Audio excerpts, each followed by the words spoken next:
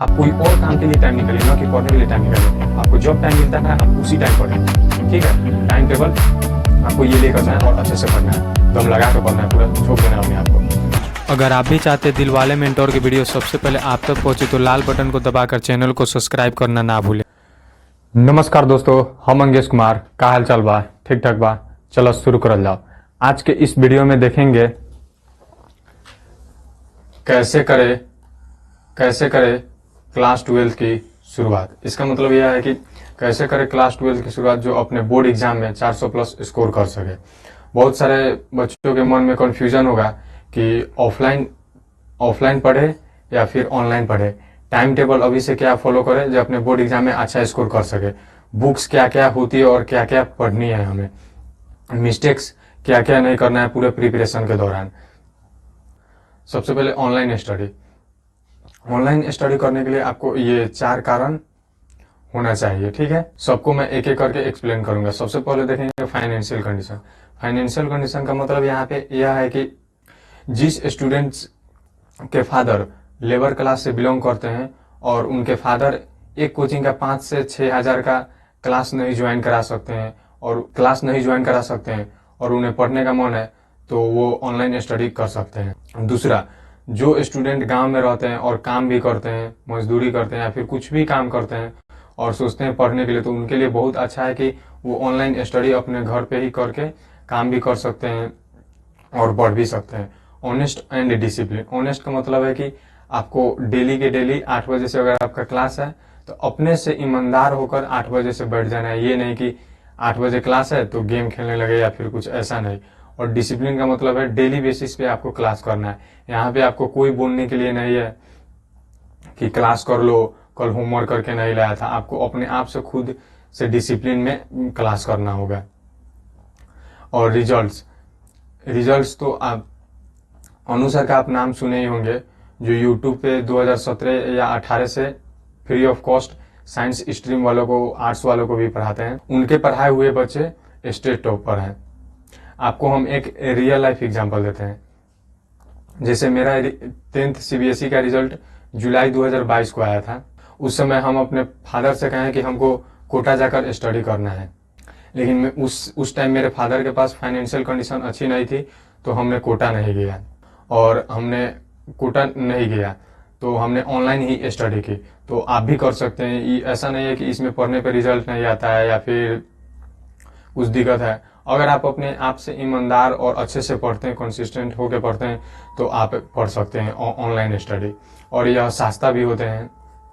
आप देख सकते हैं अपने स्थिति के अनुसार आप देख सकते हैं ऑनलाइन स्टडी करना है या फिर ऑफलाइन स्टडी करना है।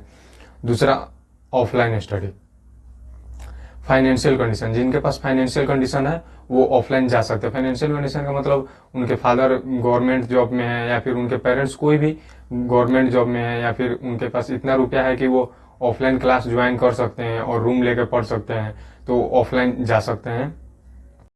जो स्टूडेंट शहर में रहते हैं, शहर में रहने वाले भी ऑफलाइन जा सकते हैं या फिर बहुत सारे ऑनलाइन भी पढ़ते हैं। ऑफलाइन का सबसे बड़ा फायदा है टीचर इंटरेक्शन का मतलब यहाँ पे ये होता है कि आप टीचर से 1-to-1 इंटरेक्शन, ये आपको कुछ भी प्रॉब्लम होगा उसी टाइम जस्ट पूछ सकते हैं। या फिर इसमें ये भी होता है कि आप ऑफलाइन जा रहे हैं तो टीचर कुछ समझाए, वो आपको अच्छा से समझ नहीं है, लेकिन वही बात आपका दोस्त बता देता है तो आपको अच्छे से समझ में आ जाता है। इसलिए ऑफलाइन ये फायदा है। वीक, यहाँ पे वीक क्या है, तो वीक यहाँ पे यह है कि वीक स्टूडेंट जो बहुत सारे बच्चे होते हैं, मैथ में उनको बहुत प्रॉब्लम होती है, प्रॉब्लम सॉल्व करते हैं नहीं होता है, लेकिन सिली मिस्टेक्स कहीं पे हो जाती है, कहीं पे ऐड गलती हो जाता है, सब्ट्रैक्ट गलती हो जाता है, या फिर कुछ प्रॉब्लम मैथ में प्रॉब्लम ज़्यादा आता है। तो आप ऑनलाइन में उतना नहीं है कि आपको सिली मिस्टेक कोई आकर बताएगा, लेकिन आप ऑफलाइन में जाके पढ़ सकते हैं। वीक स्टूडेंट के लिए है कि आप ऑफलाइन में ही पढ़ें। रिजल्ट्स तो आपने देखा ही होगा, अपने पड़ोसी का या फिर अपने भैया या दीदी का, रिश्तेदार का, किसी का ऑफलाइन का रिजल्ट देखा ही होगा। ऐसे हम इसके ऊपर एक डिटेल वीडियो बना देंगे, ऑनलाइन स्टडी करें या फिर ऑफलाइन स्टडी करें, online versus offline. Online study करें तो क्या सीक्वेंस में करें, कैसे पढ़े ऑनलाइन, कैसे नोट्स बनाए, कैसे अपने आपको बेहतर से तैयारी करें। ऑनलाइन स्टडी का पूरा मतलब हम एक्सप्लेन कर देंगे कैसे पढ़ना है, क्या है कि हमने भी ऑनलाइन स्टडी पिछले 2 साल से कर रहे हैं। ठीक है, इसी के साथ आगे बढ़ते हैं। बुक्स क्या है, बुक्स कौन सी है, आप यहाँ पे देख सकते हैं, यहाँ पे सभी एनसीईआरटी बुक्स हैं, वो भी साइंस स्ट्रीम वालों के लिए है। फिजिक्स का पार्ट 1 बुक आता है और एक पार्ट 2 बुक आता है। फिजिक्स का 2 बुक होते हैं, एक बुक का पार्ट 1 का 195 रुपया दाम है और पार्ट 2 का 219 रुपया। उसी तरह केमिस्ट्री का भी पार्ट 1 बुक आता है, पार्ट 2 बुक आता है। पार्ट 1 का दाम 200 है, पार्ट 2 का दाम 135 रुपया है। आप एक ओवरव्यू देख सकते हैं बुक्स कैसा है, जो आप जाकर मार्केट से ले सकते हैं। आपको जाने के समय मिस्टेक्स ना होनी चाहिए कि दूसरा बुक लेके चला है या फिर ऐसे, इसी के लिए मैंने ये सब का फोटो खींचकर यहाँ पे लगाया हूँ। फिर बायोलॉजी का बुक, बायोलॉजी का एक ही बुक होता है, वो होता है 195 रुपया का। हिंदी मीडियम, इंग्लिश मीडियम, जो आपको लेना है ले सकते हैं। इंग्लिश के बुक का नाम है रेनबो, जो आप यहाँ पे देख रहे होंगे पार्ट 2 लिखा हुआ है। तो आप ये सोच रहे होंगे कि भैया पार्ट 1 बुक यहाँ पे नहीं लेके आए, ऐसा कोई नहीं। पार्ट 1 जो बुक होता है वो 11th में पढ़ा जाता है और पार्ट 2 बुक होता है वो 12th में पढ़ा जाता है। इसका दाम 48 रुपये पड़ता है। और एक स्टोरी ऑफ इंग्लिश बुक है, वो बहुत सारे बच्चे इसको स्किप कर देते हैं, नहीं पढ़ते हैं। हम कहेंगे कि आप इसे पढ़ सकते हैं और कुछ ज़्यादा दाम भी नहीं है, 13 रुपया दाम है। आपको इसमें बताया गया है कि इंग्लिश का शुरुआत कैसे हुआ, इंग्लिश कैसे पढ़ना चाहिए। और इससे ऐसा बात नहीं है इससे क्वेश्चन नहीं आता है, इससे भी क्वेश्चन आते हैं, लेकिन ये जो और में रहते हैं उसके कारण बहुत सारे बच्चे इसका मतलब स्टोरी ऑफ इंग्लिश नहीं पढ़ते हैं। फिर हिंदी के बुक का नाम है दिव्यांत और इसका भी भाग 2 12th में पढ़ा जाता है, भाग 1 11th में पढ़ा जाता है। इसका दाम 50 रुपया पड़ता है। आपको ये एनसीईआरटी ही पढ़ना है, उसके अलावा मतलब आप हिंदी में कुछ नोट्स कुछ ज़्यादा खास नहीं फर्क पड़ता है। एनसीईआरटी आप कहानी इसका पढ़ ले रहे हो, किताब पढ़ रहे हैं तो हो जाएगा। और मैथ में आते हैं, मैथ का पार्ट 1 का दाम 140 रुपया पड़ता है और पार्ट 2 का दाम 150 रुपया पड़ता है। हिंदी इंग्लिश दोनों मीडियम का आता है। बुक्स आप देख लिए, चलिए आगे बढ़ते हैं। अब टाइम टेबल में आप सोच रहे होंगे कि भैया कुछ नहीं लिखे हैं टाइम टेबल में, ऐसा कोई बात नहीं है। आप लोग बचपन में इस तरह टाइम टेबल बनाते होंगे। एक रफ एग्जांपल हम आपको बताते हैं। इस तरह क्या करते हैं, टेबल बना दिए, फिर यहाँ पे टाइम लिख दिए और यहाँ पे 8 से 9 और फिर यहाँ पे स्टडी लिख देते हैं। ये थोड़ा काम नहीं कर रहा है। और फिर 9 से 10 रेस्ट लिख देते हैं। ऐसा मतलब कुछ नहीं करना है, ये टाइम टेबल बहुत बकवास होती है। आपको इस तरह नहीं टाइम टेबल बनाना है। आप सीनियर हो चुके हैं, 12th में आ चुके हैं, बहुत ज़्यादा सीनियर हो चुके हैं, तो आपको इस तरह नहीं, आपको इस तरह मन में लेकर चलना होगा कि आपको सेल्फ स्टडी मिनिमम 5 से 6 घंटा करना होगा।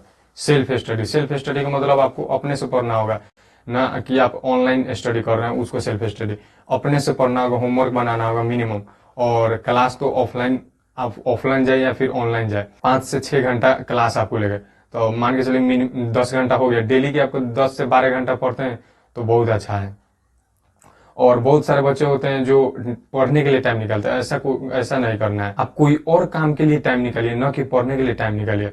आपको जब टाइम मिलता है आप उसी टाइम पढ़ें, ठीक है। टाइम टेबल आपको ये लेकर चलना है, कंसिस्टेंट होकर पढ़ना है। ये नहीं कि आज पढ़ लिया 10 से 11, 10 रात को पढ़ लिया 10 बजे से लेके 12 बजे तक, फिर 12 बजे से 8 बजे तक सो गया, ऐसा नहीं। मतलब ये है कि सीक्वेंस में पढ़ना है और अच्छे से पढ़ना है। और एक और मैं बात बता देता हूँ, बहुत सारे बच्चे ये भी सोच रहे हैं भैया टाइम टेबल में एक और बता दीजिए। जो रात को पढ़ते हैं, नाइट स्टडी करते हैं, मतलब बहुत लोग होते हैं रात को पढ़ने में पसंद करते हैं और कुछ होते हैं जो मॉर्निंग में सुबह में उठकर पढ़ना पसंद करते हैं। तो ये अपने अपने ऊपर होता है। ऐसा नहीं है कि रात को पढ़ेंगे सुबह पढ़ेंगे तो ज़्यादा विद्या मिलेगी और रात को पढ़ेंगे तो कम विद्या मिलेगी, ऐसा कोई बात नहीं है। बच्चे के ऊपर और उसके शरीर के ऊपर डिपेंड करता है। आप रात को भी पढ़ सकते हैं, दिन को भी पढ़ सकते हैं, लेकिन आपको ये लेके चलना कि आपको 5 से 6 घंटा सेल्फ स्टडी अपने से करना ही पड़ेगा। वो बहुत जरूरी है, सेल्फ स्टडी बहुत जरूरी है। कोई भी एग्जाम के तैयारी के लिए टीचर का योगदान सिर्फ 20% होता है, जो होता है वो स्टूडेंट का होता है। तो सेल्फ स्टडी से आप बहुत कुछ कर सकते हैं। तो सेल्फ स्टडी आपको 5 घंटा मिनिमम देना ही है। भले कोचिंग क्लास में थोड़ा समय इधर उधर हो जाए, लेकिन आपको 5 घंटा मिनिमम क्लास सेल्फ स्टडी का देना ही है। अब यहाँ पे अंतिम स्लाइड है, आज का अंतिम है।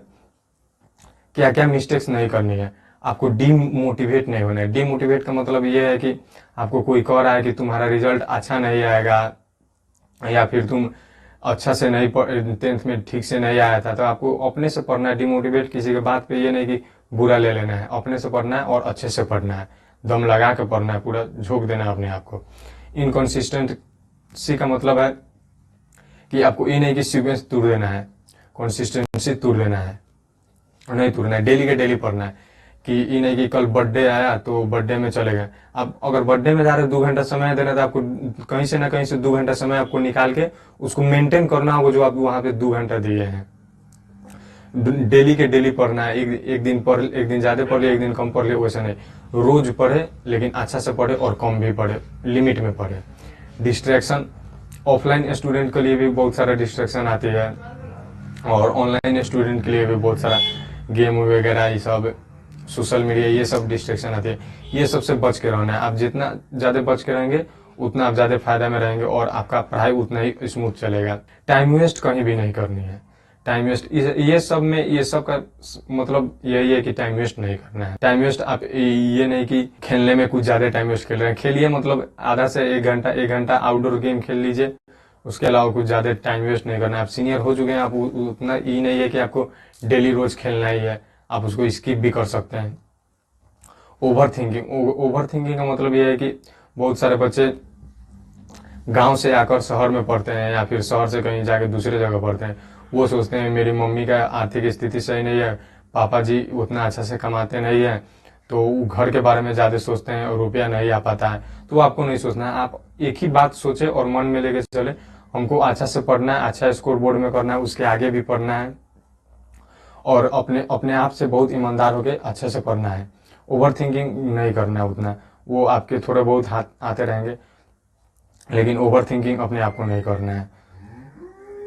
फिर फियर के यहाँ पे ये मतलब है, आपको बहुत सारे भैया या दीदी डराएंगे जी इतना आसान नहीं होता है 400 प्लस करना, या फिर कोई भी अगल बगल का बोलता है जी अच्छा नहीं होता है, इसका उतना आ गया, इसका उतना आ गया, तुमसे नहीं हो पाएगा। इस तरह का कोई बात नहीं है। आपको डरना नहीं है, अपने ऊपर विश्वास रखकर अपने आप से ईमानदार होकर पढ़ना है। और आगे पढ़ने के लिए बहुत सारे मतलब करियर ऑप्शन है, तो डरना नहीं है, अपने आप को मतलब विश्वास रख के एटीट्यूड में अपने रहकर अच्छे से पढ़ना है।